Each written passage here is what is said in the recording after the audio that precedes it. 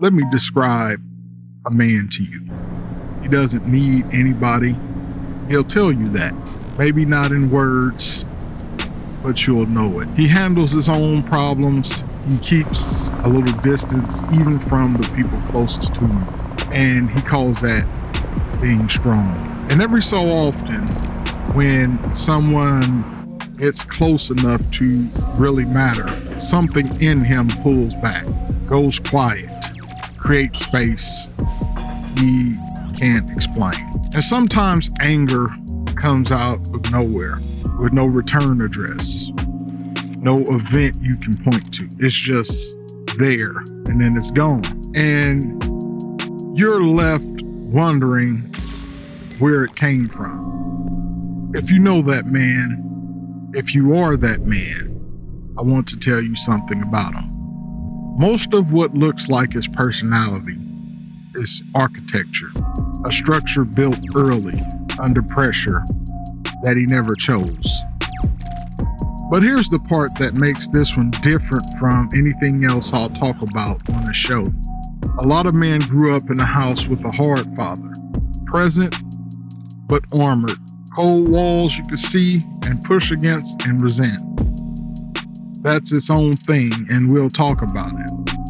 This episode is about the other kind, the father who wasn't there, because absence doesn't hand you walls. Absence hands you a blank lot. And here's the thing about a kid on a blank lot. You can't live there. A child needs a structure, so he builds the house himself, fast, alone, out of whatever scrap is living around. He frames the walls before he's old enough to know what he's doing. And then he spends the next 30 years living inside that crooked little structure, completely certain that this is just who I am. Because he never saw anyone else build it. There was no one there to watch. That's the most invisible architecture there is. The house you built yourself out of an empty space and forgot you ever built. Today, we're going to find the blueprints.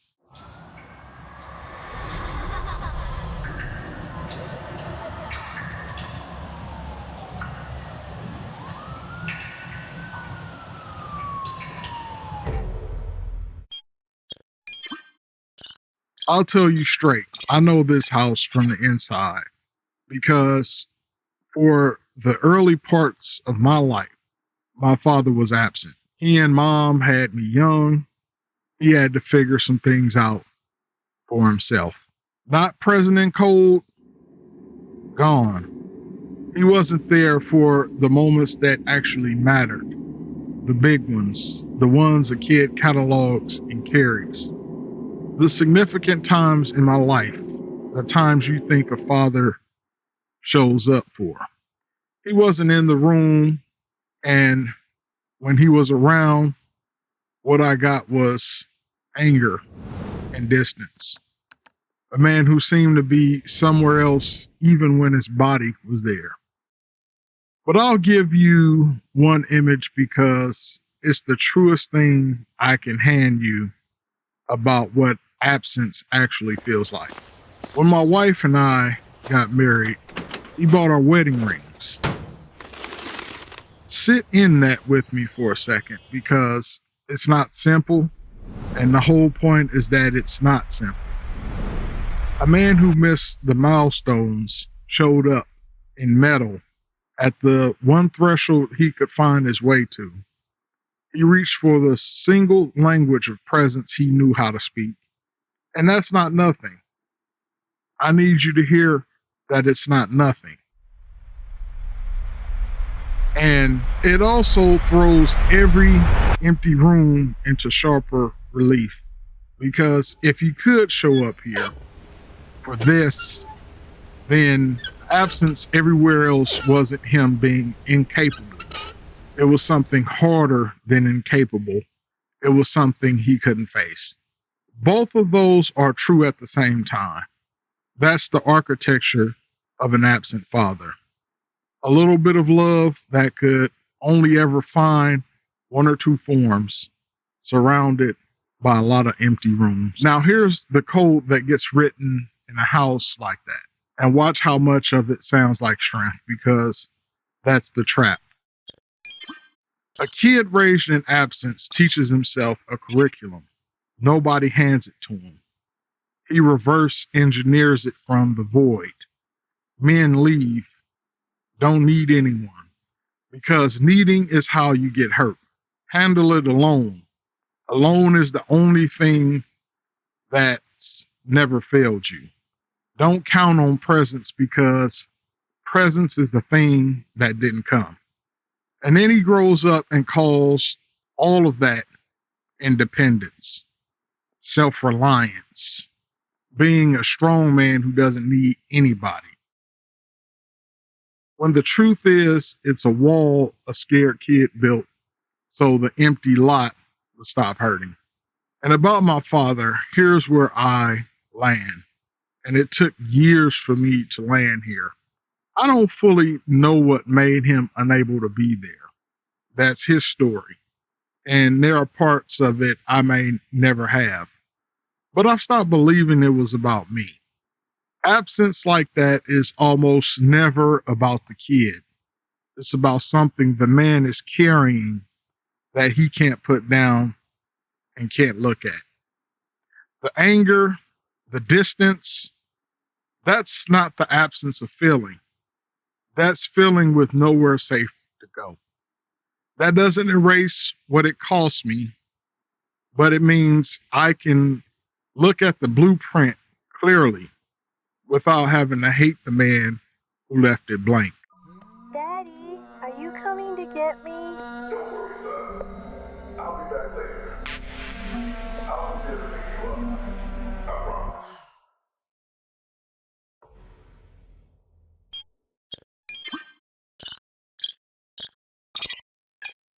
So here's where you'd expect the fix.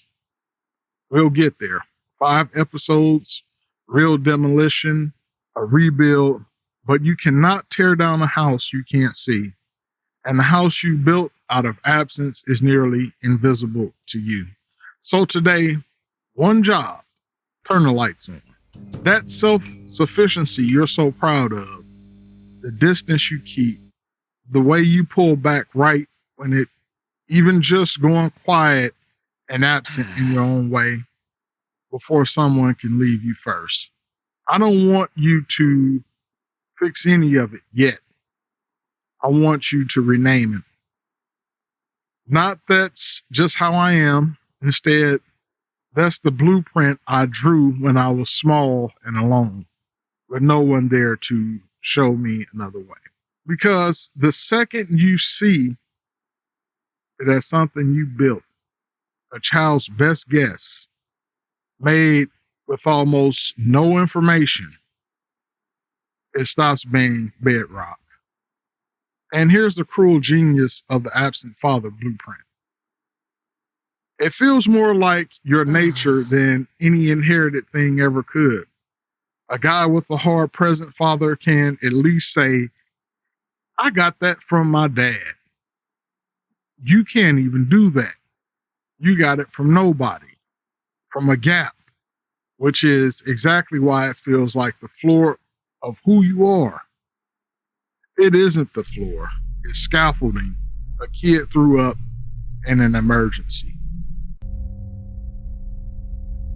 So here's what I want you to do on paper, because your head will protect the house.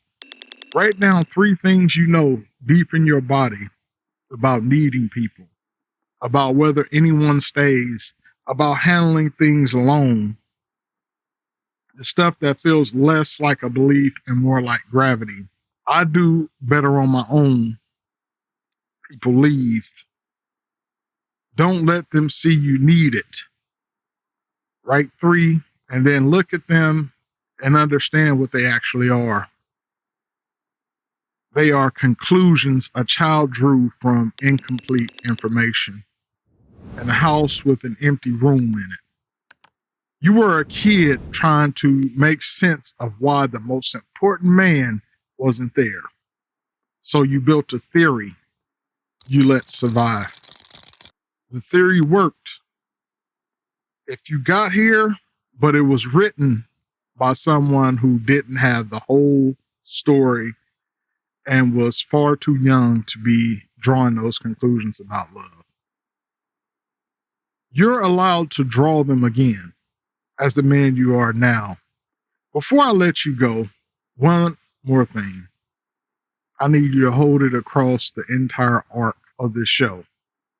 The man who built that absence, the angry one, the one who wasn't there, that is not the man I have in my life today. My father changed. We have a relationship now that the kid I was could not have pictured. Genuinely. I'm not telling you tie a bow on it. We are nowhere near done. That's what the next 4 episodes are for. I'm telling you because this whole project rests on one claim, that a man can change the architecture. That the walls aren't permanent. And I'm not asking you to take that on faith. My own father is my proof. If he could rebuild that late in the game, then the house you built at 7 years old is not your life sentence either. It also means I get to do this without bitterness. I'm not digging this up to convict them. I'm digging it up because I've lived inside the cost of an empty blueprint. And I would rather take this house apart with my own hands. An absent father doesn't hand you armor. He hands you an empty lot. And you build the house yourself, alone, too young to know what you're doing, and then spend your life mistaking it for your nature. You are not the structure a frightened kid built out of an empty space. I want to hear from the men who know this house. And I read these, so mean it. If your father was absent, all the way gone, or never really there, what's one thing you taught yourself about needing people? Put it in the comments. You're going to watch the same handful of answers come up over and over from men who never met each other, because we all built our houses out of the same kind of empty room. This is 1 of 5. Over this arc, we're going to find the blueprint, catch it running in real time, take the walls apart, build something we actually chose, and figure out what we hand to the people coming up behind us. That last one is the whole reason I'm doing this. Subscribe and walk the whole thing with me. Grown Fit Project was never about blaming the men who weren't there. It's about being the man who finally turns the lights on and decides what gets built next. Really glad you're here for this one. See you in the next. Peace.